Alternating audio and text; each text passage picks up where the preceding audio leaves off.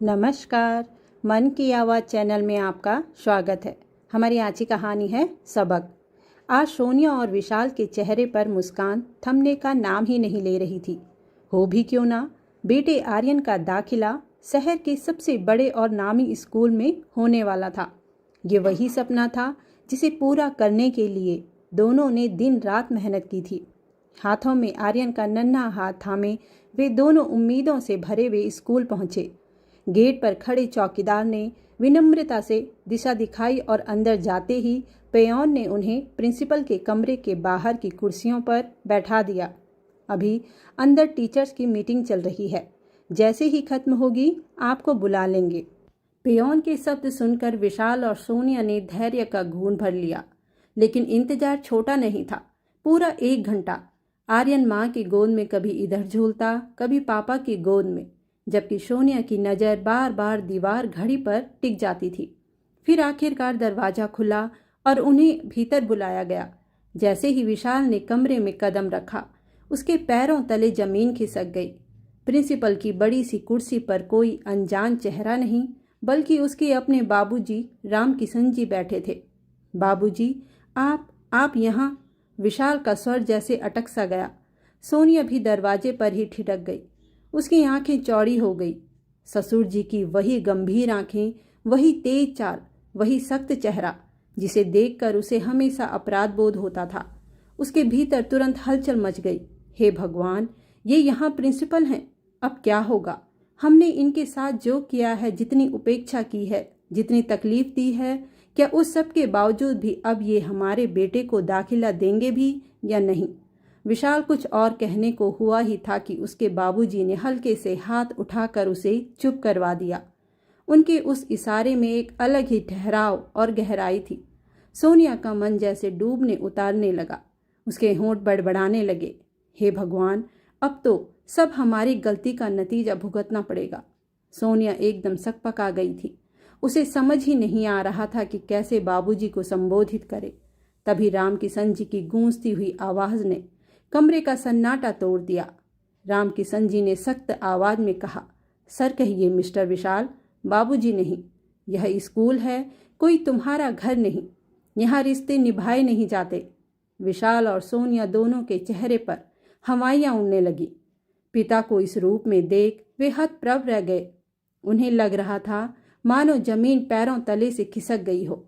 राम किशन जी ने बिना किसी भावुकता के आगे कहा, देखिए, आपके बच्चे का पहले टेस्ट लिया जाएगा। अगर वह काबिल हुआ तो हमारे स्कूल में उसका एडमिशन जरूर करवा दिया जाएगा। बाकी फीस और जो भी डोनेशन है, उसकी जानकारी आपको बाहर से इंक्वायरी स्टाफ से मिल जाएगी। फिर उन्होंने टेबल पर रखी घंटी बजाई। थोड़ी देर में वहाँ पेयोन आता है। उन्होंने उसे आदेश दिया, रामू, इन लोगों को मिसिस सोलंकी से मिलवा दीजिए। उनके स्वर में एकदम औपचारिकता थी। उनके स्वर में न पिता का लहजा था और न अपनापन। उनके स्वर में सिर्फ एक प्रिंसिपल की कठोरता थी। विशाल और सोनिया अपराध बोध से झुके झुके बाहर निकल गए। सोनिया का दिल तेजी से धड़क रहा था। उसके भीतर बार बार यही सवाल गूंज रहा था, क्या बाबूजी अपने पोते का एडमिशन यहाँ करने देंगे या ये हमसे बदला लेने के लिए ऐसा नहीं होने देंगे? दूसरी तरफ दरवाज़ा बंद होते ही राम किशन जी के लिए कमरे का वातावरण भारी हो गया था। सिर्फ पंखे की घूमती आवाज़ और कागजों की हल्की सी खड़खड़ाहट सुनाई दे रही थी। उसी समय कमरे के एक कोने में बैठे अनिरुद्ध ने किताब से नजरें उठाई। वह अब तक चुपचाप सब कुछ देख और सुन रहा था, लेकिन अपने चेहरे पर कोई भाव नहीं आने दे रहा था। उसकी आंखों में जिज्ञासा और चिंता दोनों थी। किताब को धीरे से बंद करके वह बोला, सर, क्या आप इन दोनों को माफ़ कर पाएंगे? उन्होंने आपके साथ जो किया है, शायद उसे तो ईश्वर भी इतनी आसानी से माफ़ न कर पाए। उसके शब्दों ने वातावरण को और गहरा बना दिया। राम किशन जी कुछ क्षण तक चुप बैठे रहे। उनकी आंखों में अतीत की टीस साफ झलक रही थी। उनके सामने जैसे पुराने दृश्य तैरने लगे। वह दिन जब बेटे और बहू ने अपमानित कर घर से निकाल दिया था। वह रातें जब उन्होंने अकेलेपन की चादर तले आंसू बहाए थे। और वह पल जब बहू ने उन्हें बोझ कहकर ठुकरा दिया था। उनकी आंखों में नमी उतर आई। उन्होंने गहरी सांस लेकर टूटे स्वर में कहा, अनिरुद्ध, माफ करना इतना आसान नहीं है। घाव इतने गहरे हैं कि हर शब्द अब भी सीने में गूंजता है। पिता का दिल चाहता है कि सब भूल जाऊं, लेकिन मेरा आत्मसम्मान मुझे रोकता है, और इतना घोर अपमान इतनी जल्दी भुलाया नहीं जाता। अनिरुद्ध चुपचाप उन्हें देखता रहा। वह समझ गया था कि रामकिशन जी के दिल में पिता का दर्द और प्रिंसिपल की कठोरता दोनों टकरा रहे हैं। कंपित स्वर में रामकिशन जी ने आगे कहा, अनिरुद्ध, मैं विशाल और उसकी पत्नी को कभी माफ नहीं कर पाऊंगा। इन लोगों ने मुझे इतना मजबूर कर दिया था कि मुझे अपने ही घर से निकलना पड़ा था। सोचो, एक बाप जिसने अपनी सारी जिंदगी बेटे के नाम कर दी, अपनी सारी जमा पूंजी, अपना सब कुछ बेटे को दे दिया, उसी बाप को घर छोड़ना पड़ा। और इस पूरे 1 साल में एक बार भी इन्होंने मेरी कोई खबर तक नहीं ली। अनिरुद्ध ने पानी से भरा गिलास रामकिशन जी को पकड़ाया और उन्हें शांत होने को कहा। रामकिशन जी ने कुर्सी पर सिर टिका लिया। अनिरुद्ध उनके घाव को और कुरेदना नहीं चाहता था, इसलिए वो कमरे से बाहर आ जाता है। रामकिशन जी ने आंखें मूंद रखी थी। उनकी आंखों में पुराने दिनों का चलचित्र घूमने लगा। हर दृश्य जैसे आज जीवंत हो उठा हो। वह समय जब वह एक प्राइवेट स्कूल में अध्यापक थे। उनके अंदर जो नेतृत्व की अद्भुत क्षमता थी, वही उन्हें सबसे अलग बनाती थी। बच्चे केवल उन्हें पढ़ाई के लिए ही नहीं, बल्कि उनके मार्गदर्शन और स्नेह के लिए भी याद करते थे। विद्यालय के कार्यक्रमों की अगुवाई करना हो, किसी की सांस्कृतिक आयोजन को संभालना हो, या फिर बच्चों को टीम वर्क सिखाना हो, रामकिशन जी का नेतृत्व हर जगह छलकता था। गांव के लोग अक्सर कहा करते थे, रामकिशन मास्टर जी केवल अध्यापक नहीं, बल्कि सच्चे नेता हैं, जो बच्चों को पढ़ा कर ही नहीं, बल्कि उनके जीवन को संवार कर गांव का भविष्य गढ़ रहे हैं। सीधे साधे और ईमानदार इंसान। अपने इकलौते बेटे विशाल के पालन पोषण में उन्होंने कभी कोई कमी नहीं छोड़ी थी। चाहे पढ़ाई हो, कपड़े हों या शौक, हर जगह पिता ने अपनी हैसियत से बढ़कर बेटे की ख्वाहिशें पूरी की। जब विशाल बड़ा हुआ तो उन्होंने समय रहते उसके विवाह की भी सारी जिम्मेदारी निभाई। सोनिया जैसी पढ़ी लिखी लड़की को बहू बनाकर घर लाए। वह दिन भी उन्हें अच्छे से याद है, जब बारात के लौटने पर पूरा गांव उनके घर की रौनक देखने उमड़ पड़ा था। हर कोई कह रहा था, रामकिशन जी के नसीब खुले हैं, बहू आई है तो घर में 4 चांद लग गए। लेकिन वह 4 चांद टिके कितने दिन। जल्दी ही विशाल अपनी पत्नी सोनिया के साथ शहर बस गया। अच्छा भविष्य बनाने के बहाने उसने माता पिता को गांव के हवाले छोड़ दिया। रामकिशन जी ने पिता से विरासत में मिला घर संभाला। वह पुराना घर जहां उनके पिता ने कभी खून पसीने से एक एक ईंट जोड़ी थी, उस घर पर उन्होंने 4 और कमरे बनवा दिए थे। धीरे धीरे वह पुरानी हवेली अब एक आलीशान कोठी का रूप ले चुकी थी। सामने छोटा सा हरा भरा लॉन, जिसकी कोमल घास पर ओस की बूंदें चमका करती थी। यही वह जगह थी जहां रामकिशन जी अक्सर अपनी कुर्सी डालकर बैठते, अदरक वाली चाय की चुस्कियां लेते और गांव के गरीब बच्चों को पढ़ाया करते थे। बच्चे उनके चारों ओर छोटे छोटे स्लेट और कॉपी लेकर बैठते थे और रामकिशन जी बड़ी आत्मीयता से उन्हें पढ़ाते। लॉन में बच्चों की किलकारियां और रामकिशन जी की समझाती आवाज मिलकर एक अलग ही संसार रच देती थी। तभी भीतर से आवाज आती और सुलोचना जी मुस्कुराते हुए हाथ में ट्रे लेकर कहती, लीजिए गुप्ता जी, आपकी फेवरेट अदरक वाली चाय तैयार है। रामकिशन जी नजरें उठाते और मुस्कुराते हुए कहते, अरे सुलोचना, तुम्हें कैसे पता चल जाता है कि मेरा चाय पीने का मन कर रहा था। सुलोचना जी हल्की मुस्कान के साथ पास रखी कुर्सी पर बैठ जाती और कहती, अरे क्या मैं नहीं जानती आपको चाय पीना कितना पसंद है। लेकिन सुनो जी, धीरे धीरे उम्र बढ़ रही है, अब इतनी चाय आपकी सेहत के लिए ठीक नहीं है। रामकिशन जी ने प्याली होठों से लगाई, लंबी चुस्की ली और आंखें बंद कर स्वाद महसूस करते हुए बोले, अरे मेरी सेहत एकदम तंदुरुस्त है। वाह, क्या चाय बनाई है।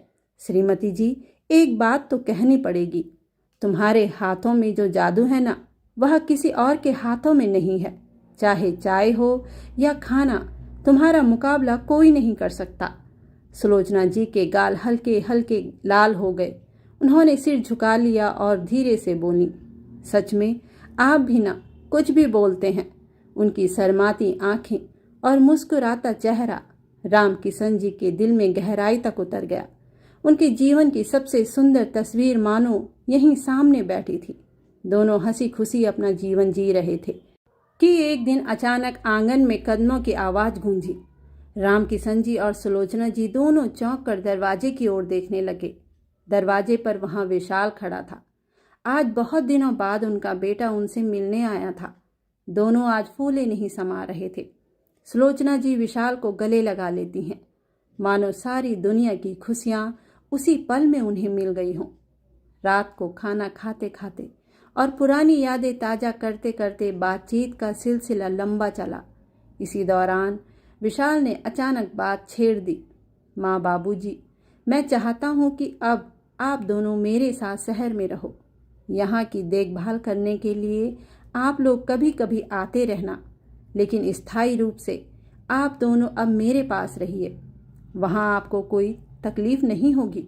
उसका स्वर भरा हुआ था, मानो बेटे के दिल में सचमुच अपने माता पिता को पास रखने की चाह हो। लेकिन यह सुनकर सुलोचना जी और रामकिशन जी दोनों एक दूसरे को देखने लगे। उनकी आंखों में झिझक और अनकही बातें तैर रही थी। आखिरकार रामकिशन जी ने धीमे स्वर में कहा, नहीं नहीं विशाल, हम दोनों यहीं ठीक हैं। गांव ही हमारी सांसों में बसता है। शहर की आबो हवा हमें कभी नहीं भाई। वहां जाकर हम क्या करेंगे? हमें अपनी मिट्टी, अपना आंगन और यही लोग अच्छे लगते हैं। सुलोचना जी ने भी सहमति में सिर हिला दिया। विशाल चुप हो गया। उसके चेहरे पर हल्की उदासी छा गई, लेकिन वह जानता था माँ बाप को अपनी जमीन, अपनी जड़ों से अलग करना आसान नहीं है। अरे बाबूजी, जब वहाँ रहने लगोगे तो सब ठीक लगेगा, आदत पड़ जाएगी। और वैसे भी मुझे इतनी छुट्टियाँ कहाँ मिलती हैं कि मैं हर 6 महीने में आप लोगों से मिलने गांव आ पाऊँ। अब आप दोनों की उम्र भी आपकी बढ़ रही है। कल सुख दुख में आपको किसी की ज़रूरत होगी ही। शहर में तो सारी सुख सुविधाएं हैं, डॉक्टर पास में है, अस्पताल है, सब कुछ है। यहाँ गांव में तो कुछ भी नहीं है। विशाल की बातों में तर्क था, लेकिन उसके लहजे में आदेश झलक रहा था। रामकिशन जी चुपचाप बेटे की ओर देखते रहे। दिल तो उनका वहीं गांव की चौपाल, खेत खलिहान में बसा था।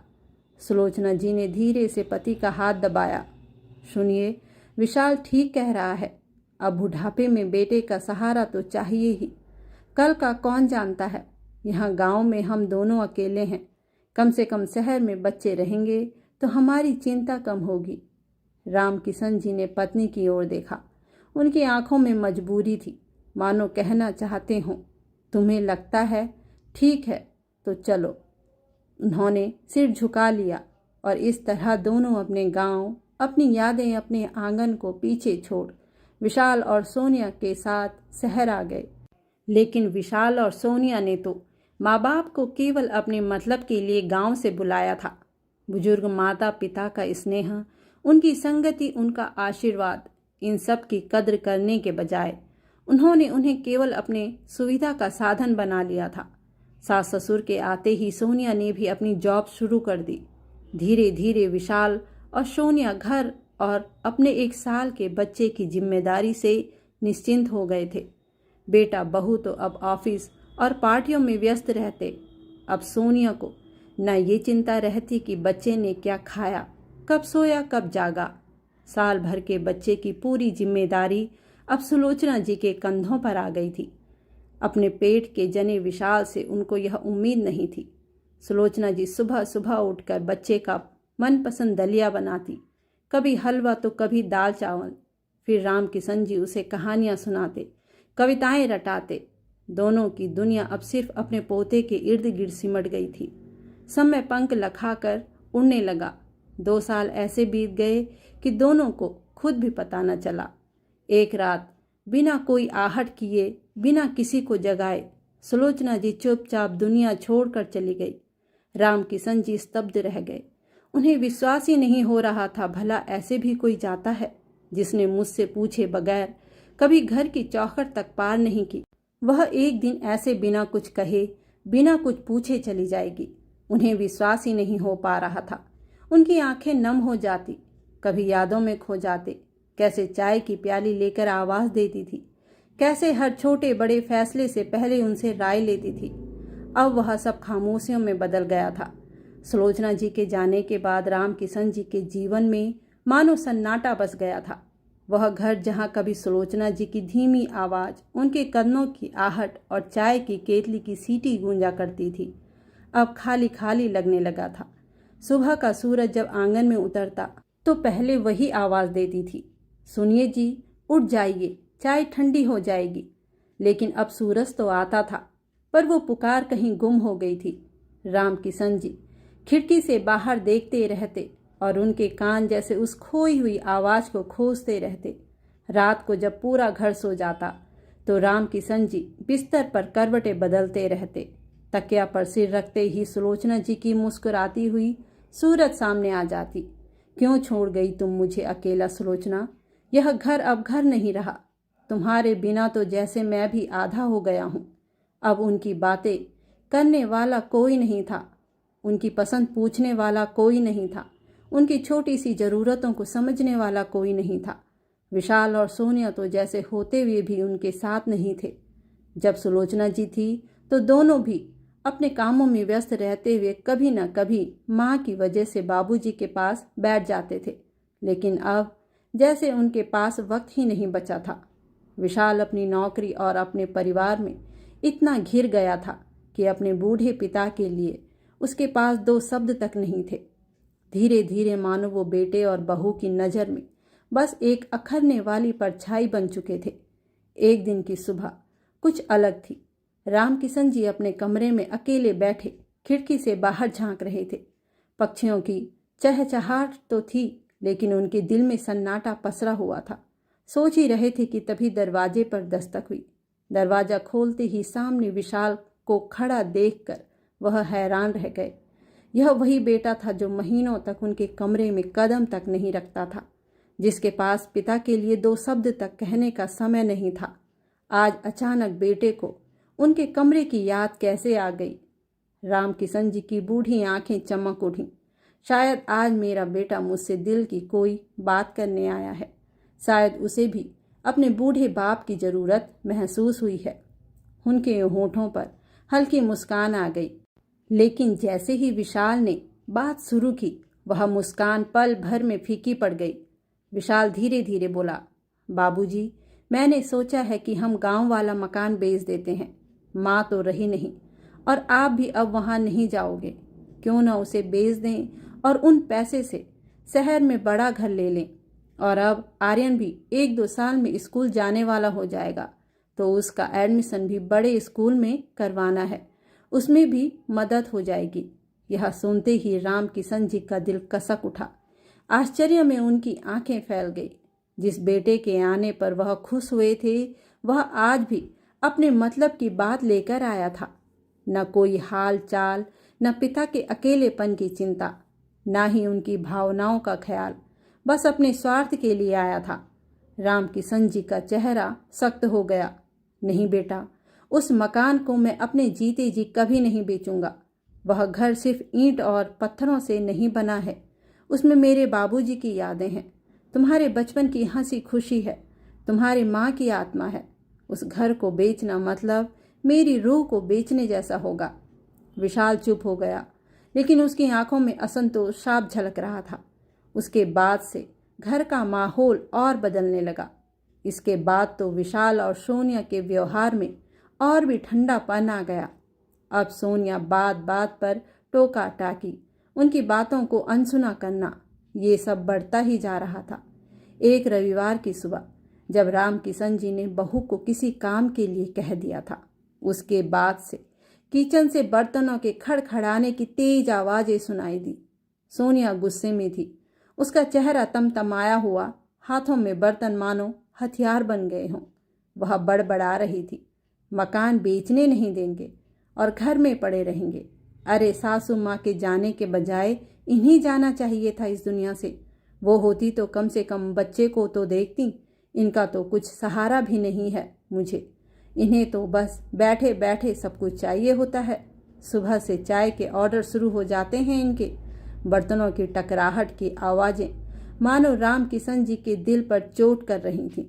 साफ था कि रसोई में बर्तनों की खड़खड़ाहट केवल नाश्ता खाना बनाने की आवाज़ नहीं थी, बल्कि बहू सोनिया के दिल में भरे गुस्से की अभिव्यक्ति थी। उन्होंने एक गहरी सांस ली, मानो वर्षों का बोझ उस एक सांस में भर गया हो। वह सब समझ रहे थे, यह चिड़चिड़ बर्तनों पर नहीं बल्कि मुझ पर है। बहू मुझे घर से उठाकर बाहर नहीं फेंक सकती, इसलिए अपने दिल की भड़ास इन बर्तनों पर निकाल रही है। असल में बात बस इतनी सी थी कि आज सुबह ठंड कुछ ज़्यादा ही थी और चाय के शौकीन राम किशन जी को चाय दोबारा पीने का मन हुआ था। किचन में सोनिया थी तो उन्होंने सोनिया से अपने चाय पीने की इच्छा जता दी थी। बस यही एक गलती कर दी थी उन्होंने। बस फिर क्या था? राम किशन जी सोच रहे थे। सुलोचना होती तो बिना कुछ कहे उनकी इच्छा समझ जाती, पर आज हालात अलग थे। अब उनकी चाय की तलब तो कब की शांत हो चुकी थी, लेकिन उसके साथ ही उनके दिल की गर्मी भी बुझ चुकी थी। विशाल जो हॉल में बैठा था और सोनिया की बातें सुन रहा था, राम किशन जी को सोनिया के बोलने से उतना दुख नहीं हुआ जितना अपने बेटे विशाल के चुप रहने से हो रहा था। राम किशन जी के मन में पीड़ा की एक लहर उठी। पराये का ताना उतना नहीं चुभता जितना अपने जये बेटे का मौन चुभता है। जब अपना ही खून इंसाफ ना करे तो दुनिया के ताने सहने आसान लगते हैं। विशाल की आंखों में अब उस पिता के लिए वह अपनत्व नहीं रह गया था जिस पिता ने उसकी परवरिश में कभी कोई कमी नहीं छोड़ी थी। उसने तो जैसे सोनिया को खुला कर दिया था कि वह जो चाहे कहे और जैसा चाहे व्यवहार करे उसके पिता के साथ। आखिरकार जीवन साथी की जरूरत बूढ़े पलों में ही होती है और विशाल ने उसी जरूरत को सहेजने के नाम पर अपने पिता की गरिमा की कीमत चुकानी शुरू कर दी थी। धीरे धीरे सोनिया का मुख हिमाखर कठोर होता जा रहा था। सुलोचना जी के जाने के बाद सोनिया को भी अपनी जॉब छोड़नी पड़ी थी, इसलिए अब वह बौखलाहट और असंतोष से भरी थी। बेटे बहू की कठोर बातों और रोज रोज की तकरार से थक कर अंततः राम किशन जी को झुकना पड़ा। उन्होंने अपने मन को बहुत समझाया। शायद मेरी ही वजह से घर में कलह बढ़ रही है। शायद गांव का मकान बेच देने से बेटे बहू का मन शांत हो जाए और उनका व्यवहार भी सुधर जाए। आखिरकार उन्होंने भारी मन से अपने पुश्तैनी गांव के मकान को बेचने की सहमति दे दी, जिस घर में उनकी पूरी जवानी बीती थी, जहां हर कोने में उनके पिता का आशीर्वाद और उनकी पत्नी सुलोचना जी की यादें बसी थी। उस घर को बेचने का निर्णय उनके लिए किसी पहाड़ से कम न था। आंखों में आंसू लिए उन्होंने कागज पर हस्ताक्षर किए और मन ही मन एक आशा पाली कि अब शायद बहू का व्यवहार बदल जाएगा और बेटा विशाल भी अपने पिता से पहले जैसा स्नेह करने लगेगा। लेकिन हुआ इसका ठीक उल्टा। मकान बिकते ही सोनिया का स्वर और भी कठोर हो गया। उसके लिए तो जैसे यह केवल एक काम पूरा होना था। अब उसके मन में यह चिंता घर करने लगी कि इतने बूढ़े को कब तक घर में रखा जाए। धीरे धीरे उसने विशाल को भी समझाना शुरू कर दिया। अब पापा को वृद्धाश्रम भेजना ही बेहतर है। यहाँ उनका रहना ठीक नहीं। वे हमारे जीवन में बाधा बन रहे हैं। वृद्धा आश्रम का नाम सुनकर राम किशन जी का हृदय भीतर से चूर चूर हो गया।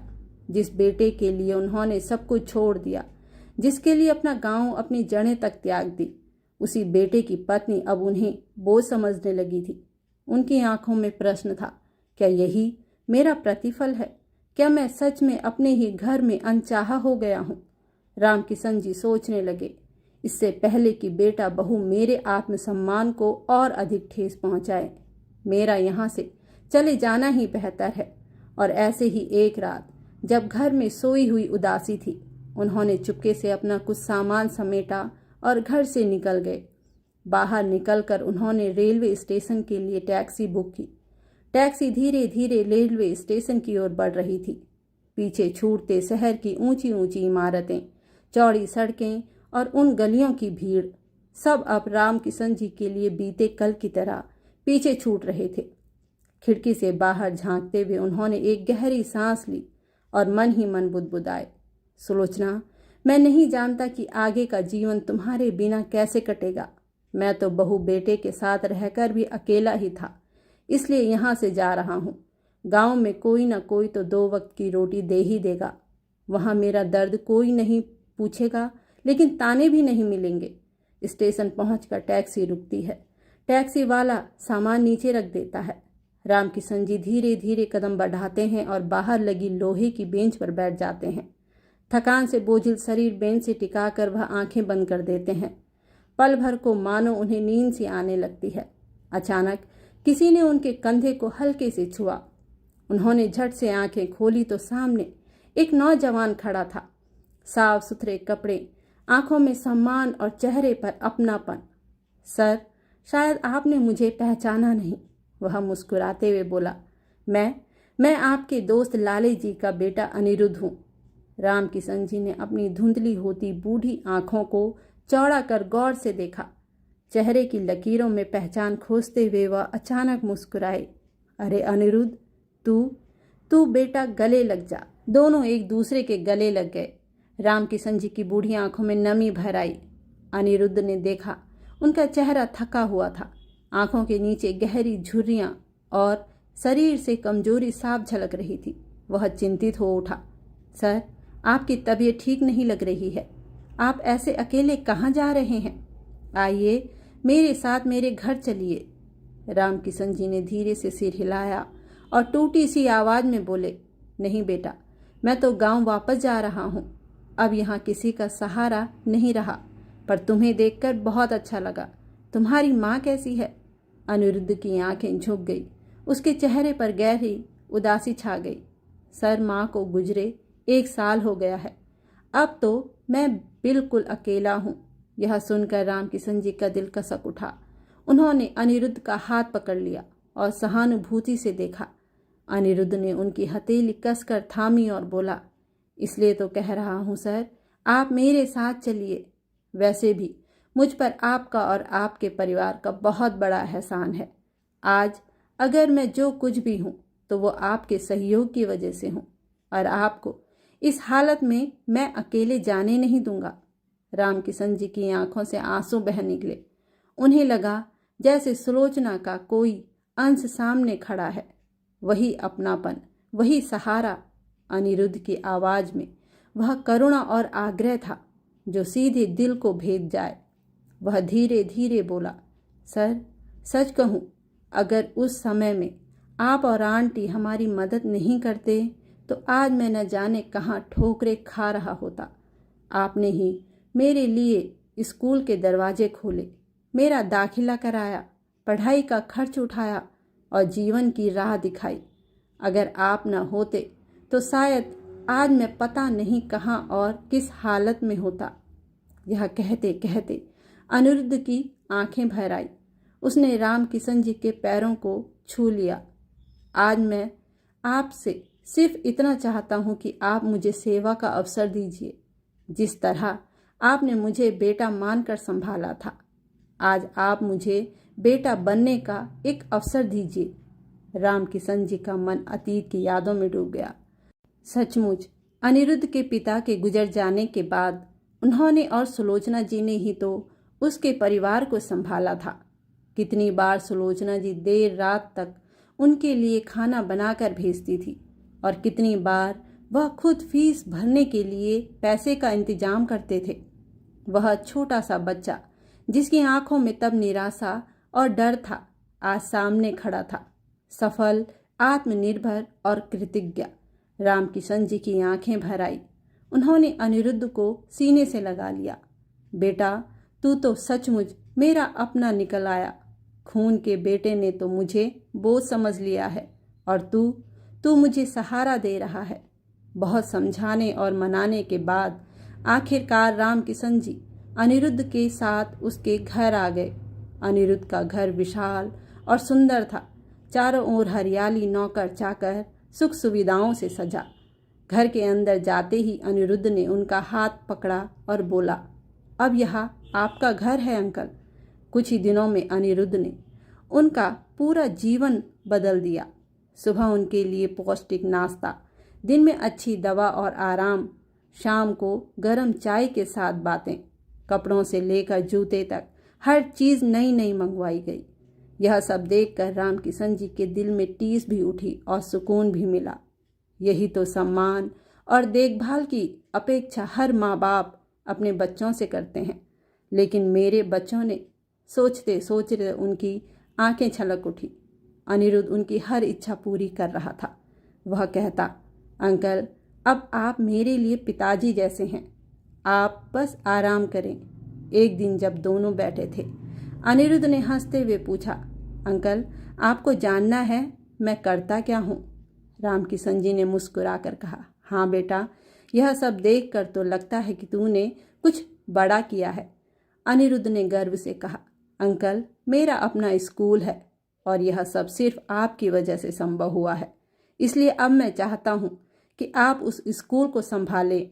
आपकी छत्र छाया और अनुभव से यह स्कूल और आगे बढ़ेगा। रामकिशन जी ने हंसते हुए सिर हिलाया, नहीं बेटा, अब इस बूढ़े शरीर में ताकत कहाँ बची है।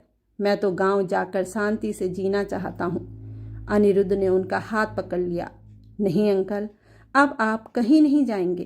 पहले कुछ दिन आराम कीजिए, फिर जब मन हो तब स्कूल देख लीजिए। लेकिन अब मैं आपको अकेला नहीं छोड़ूंगा। रामकिशन जी ने अनिरुद्ध की आंखों में दृढ़ता देखी और चुप हो गए। कुछ ही दिनों में वह स्कूल भी जाने लगे। तभी दरवाजे पर नॉक की आवाज़ से रामकिशन जी वर्तमान में लौट आए। अंकल, कहाँ खो गए आप? यह अनिरुद्ध था। रामकिशन जी हल्की मुस्कान के साथ बोले, कहीं नहीं बेटा, और हाँ, मुझे अंकल मत कहा करो। मुझे अच्छा लगेगा अगर तुम मुझे बाबूजी कहो। यह सुनते ही अनिरुद्ध ने उन्हें जोर से गले लगा लिया। ठीक है बाबूजी। वहीं दूसरी ओर विशाल और सोनिया, रामकिशन जी के बेटा और बहू, यह देखकर हैरान थे कि जिस पिता को उन्होंने बोझ समझा, वही आज इतने बड़े स्कूल में सम्मान के साथ जीवन जी रहे हैं। उनका सीना शर्म से झुक गया। वे मन ही मन पछता रहे थे, काश हमने भी अपने पिता को यही सम्मान और स्नेह दिया होता। धन्यवाद दोस्तों। कहानी पसंद आई हो तो कमेंट, लाइक, चैनल को सब्सक्राइब जरूर करिएगा। धन्यवाद दोस्तों।